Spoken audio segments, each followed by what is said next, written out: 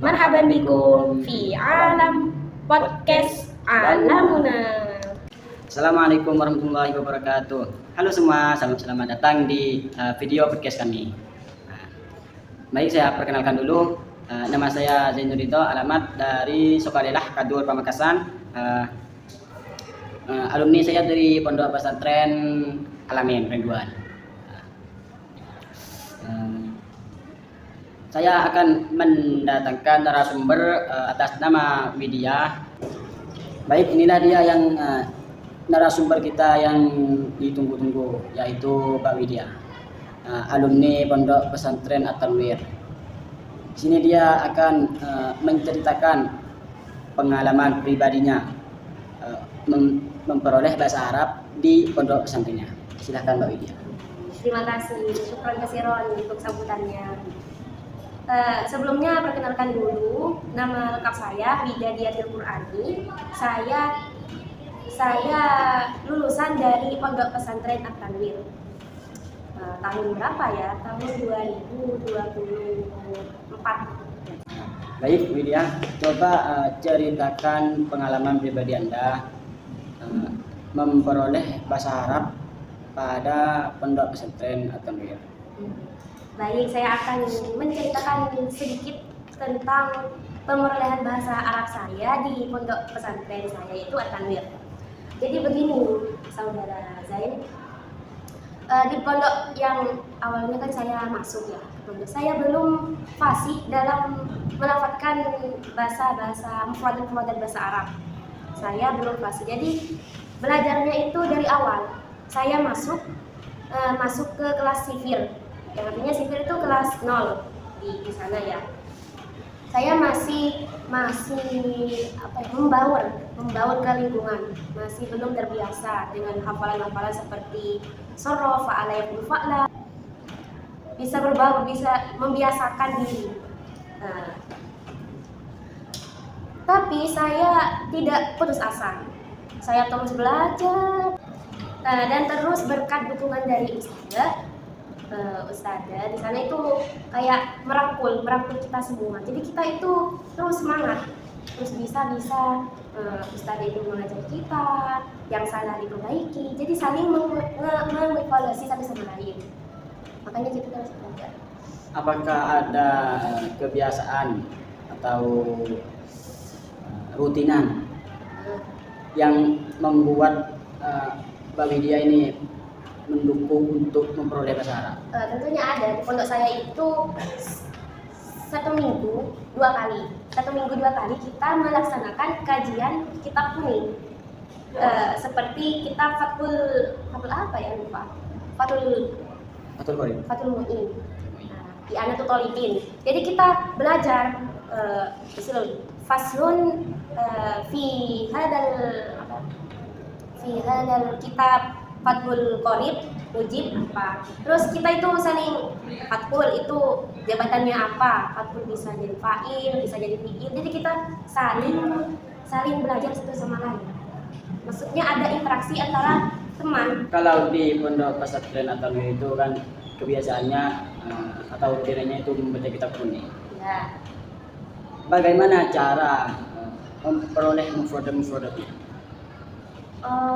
Kalau mendapatkan produk ya seperti itu. Dalam kitab kuning juga. Kayak seumpamanya ya, kitab ini lagi. Kita itu disuruh membuat catatan kecil. Memperolehnya itu dengan mencatat, tidak menghafal. Kan kayak biasanya kan fa'ala bekerja, nasoro, menolong. Jadi kalau di pondok saya tidak begitu. Jadi memperoleh kosakatanya itu dari kitabnya langsung. Semuanya amutu tidak dimaknai di kitab. Kita dimaknai di catatan kecil.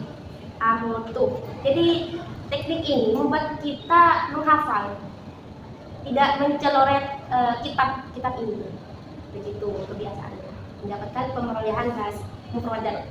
Berarti tidak ada hafalan? Dulunya ada, tapi semakin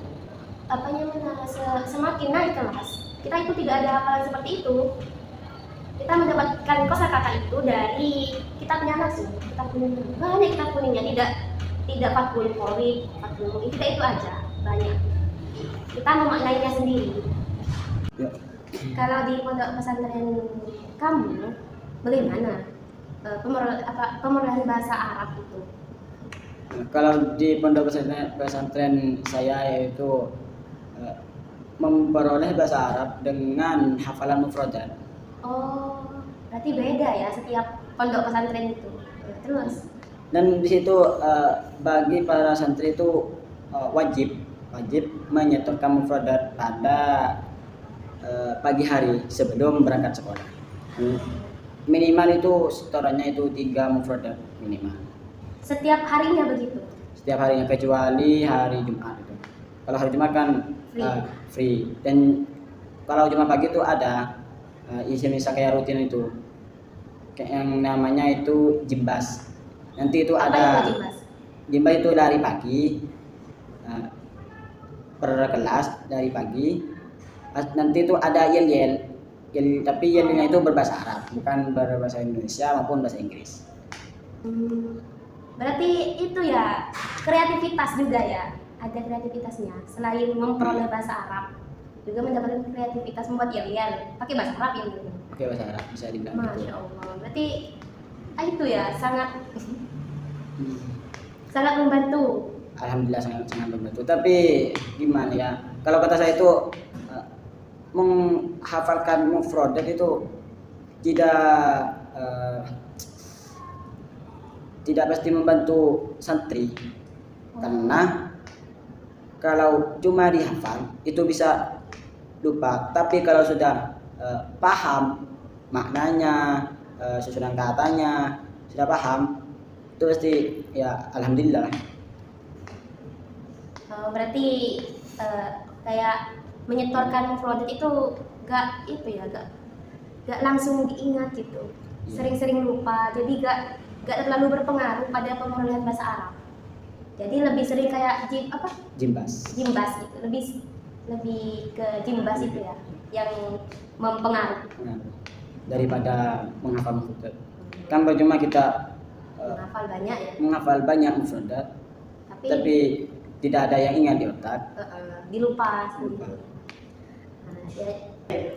Sebelum saya tutup, saya mau menanyakan apa refleksi pribadi Anda tentang pengalaman mempelajari bahasa Arab di pondok pesantren. Refleksi pribadi ya, pendapat saya. Baik, terima kasih. Nah, pendapat saya itu dalam memperoleh pengalaman pribadi bahasa Arab di pondok pesantren saya itu butuh kesabaran yang banyak untuk memperoleh bahasa Arab.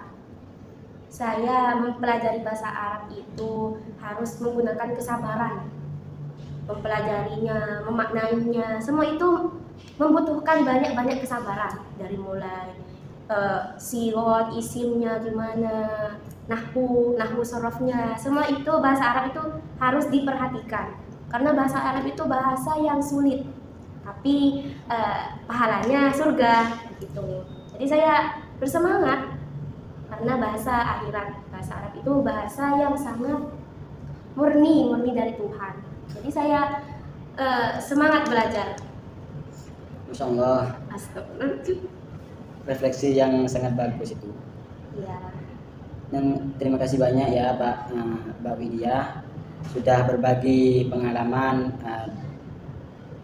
yang sangat menginspirasi dan menginspirasi kepada pendengar yang menonton video podcast kami. Iya. Dan juga bisa mengambil pelajaran dari cerita Mbak Widya tersebut. Amin, semoga bermanfaat. Faqad ada minna podcast kami. Semoga bermanfaat untuk para pendengar atau penonton video podcast kami.